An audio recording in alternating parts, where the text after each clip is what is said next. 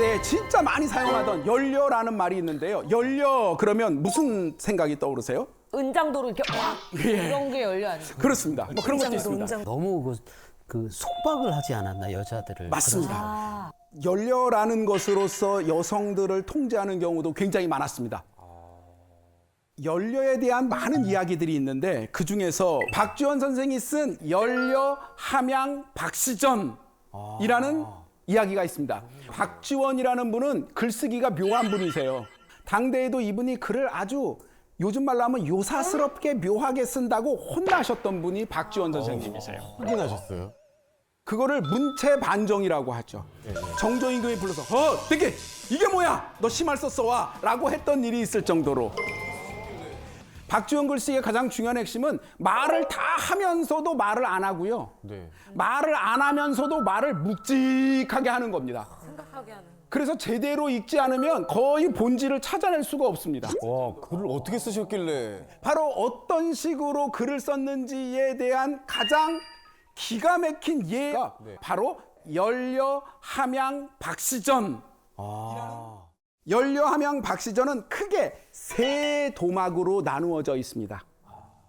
첫 번째 도막은 서문, 두 번째 도막은 엽정 굴린 이야기, 세 번째 이야기는 진짜 함양 박씨 이야기. 이렇게 세 도막으로 나눠져 있습니다. 우선 첫 번째 이야기를 들려드리도록 하겠습니다. 아, 다른 거구나. 어느 높은 대갓집이 있었어요. 아들 둘이 고위관직이었습니다. 그 집에 홀로 사시는 어머님이 계셨습니다. 어느 날 아들 둘이 그 집은 안 되지 않을까? 그 과부가 있었다는데 하면서 자기들끼리 말하는 거를 들은 거예요. 그래서 어머님이 불러서 묻습니다. 너희는 지금 무슨 이야기를 하고 있느냐? 그랬더니 어떤 사람을 임용하는 관직에 올리는 문제를 이야기하는데요. 그 집안에 선대에 과부가 하나 있었는데 뭔가 좀 소문이 안 좋습니다. 그래서 그 사람을 올리지 않고 그 사람을 삭감하려고 합니다. 라고 했더니 어머님이 뭐라고 그러시냐면 남의 집 깊은 규중에서 일어난 일을 니들이 어떻게 아느냐 했더니 소문으로 들었습니다. 하면서 어머님이 품속에서 동전 하나를 딱 꺼내요. 왜요? 이 동전을 봐라 했더니 동전이 얼마나 손때가 묻고 얼마나 달았는지 글씨도 너무 주물러서 글씨도 좀 지워졌어요. 이게 바로 네 애미를 살린 부적이다.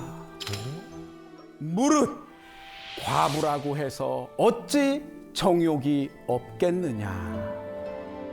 나는 잠이 오지 않는 밤이면 그 동전을 꺼내서 뚜루루루루루 굴리고 뛰어가서 동전을 쥐고 이러기를 새벽닭이 울 때까지 밤새도록 하였다. 그래서 동전이 살았어. 네.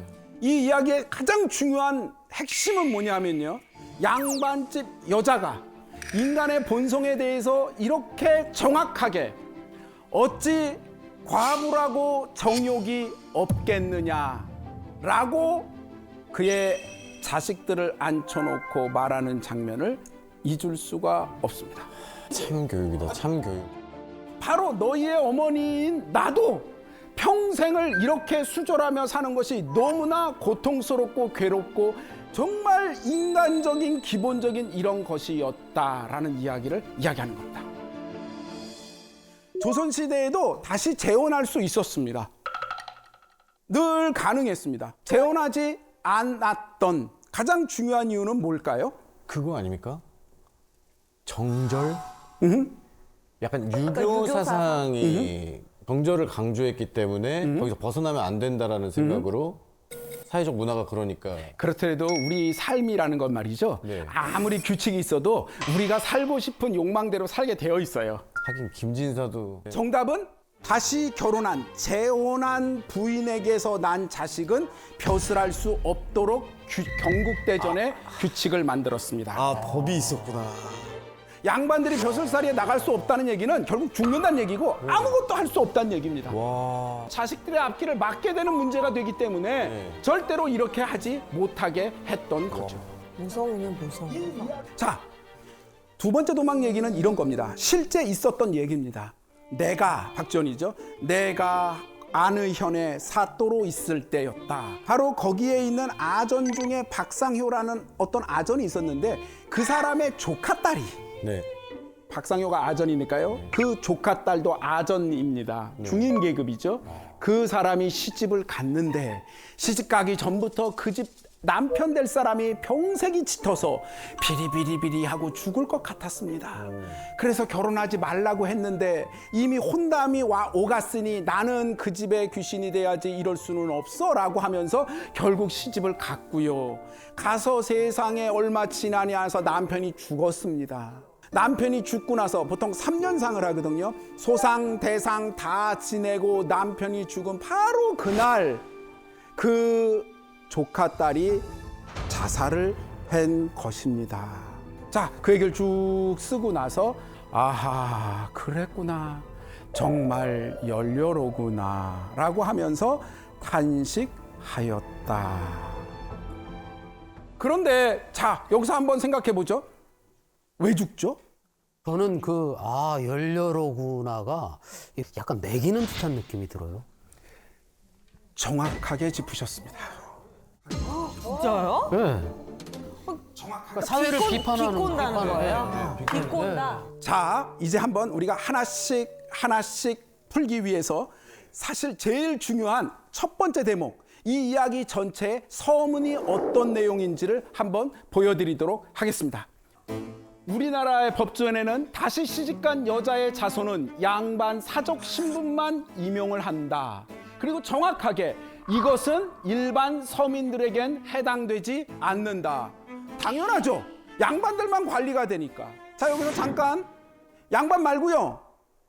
평민들은요. 재혼하면 됩니다.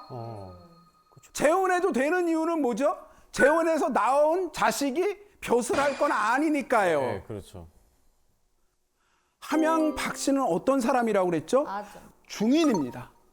그들은 문무관 벼슬길에 나갈 일이 없어요. 그러니까 그들은 다시 결혼해도 되고 다시 결혼하기 싫으면 혼자 살면 되는데 죽었던 겁니다. 박지원 입장에서는 뭐냐면 얘들아, 양반들만 제발 알았지? 정절을 지켜! 라고 말해야 되는데 시키지 않아도 모든 사람이 다 정절을 지킨다 그러면서 과도하게 죽음까지 막 하는 이상한 사회 속에 자기가 사또가 된 거예요. 자, 그러면 양반 부인은 결국 살았습니다. 함양 박 씨는 죽었어요. 죽어나가는 사람들은 사회적 약자이고 알지 못하는 자들인데, 그래서 박지원은 어떻게 했느냐? 이 이야기를 나란히 설명함으로써 마지막에 아하, 연료로군, 그래 연료야 라고 쓰고서 딱 끝냈지만 가로치고 진짜 하고 싶은 말은 야, 이런 건 개죽음이잖아 라는 말을 했던 거죠. 사실 정답은 서문에 이미 다 썼어요. 여자들이 귀천과 높낮이에 상관없이 양반이건 아니건 너나 없이 수절해서 하나의 풍속이 되었다. 그러면서도 마치 극락을 밟는 것으로 여긴다. 정말 모질고 지나치다. 이 이야기에서 정말로 중요한 핵심은 사실 하나가 더 들어있습니다. 제목입니다. 제목이 왜요? 연려, 함양, 박시전. 조선시대는요, 철저한 계급사회이기 때문에 여성들을 부르는 호칭도 정해져 있었어요. 평민들은 뭐라고 불렀냐? 박씨면 박조이라고 불렀습니다. 중인은 뭐라고 불렀냐면 박성이라고 불렀습니다. 양반 여자들은 박씨면 뭐라고 부르냐면 박씨다. 다시 말하면 양반 여성은 씨, 중인은 성, 평민은 조이. 그런데 연려, 함양, 박시전? 이 사람은 중인이잖아요. 박성전이라고 해야 되지요. 박지원 같이 엄청난 분이 이거를 틀렸을 리가 없죠. 박지원이 진짜 말하고 싶은, 그러나 대놓고 말하지 않지만 이 사회의 엄청난 풍조 중에 하나가 뭐냐면, 수없이 많은 집안에서 자신들의 가문 상승을 위하여 여성들을 이렇게 살해하듯이 죽이는 풍조들이 너무 많았고, 사회적 가스라이팅이 된 상황으로 연료 담론을 널리 퍼뜨리는 거였습니다. 다시 말하면 양반이 되고 싶어하는 강한 의욕과 욕망을 가지고 여성들을 통제하고 그들을 어떻게든지 하려는, 연료는 원래 그런 건데 넌 무슨 낯짝으로 사니? 못 배워 처먹었구나 라는 식의 사회적 압박이 가문에, 집안에 있다는 것을 날카롭게 지적하신 것입니다.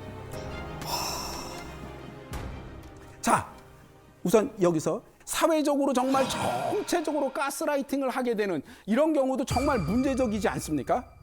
뭐 그렇죠. 그러니까 개인이 개인을 가스라이팅 하면은 사실 그 사람과의 관계를 벗어나면 되지만 사회적인 가스라이팅이 일어나게 되면 전혀 아무도 이의를 제기하지 않고 막 1, 200년씩 가게 되는 경우도 되게 많아요. 늘 점검해 봐야 돼요, 사회가.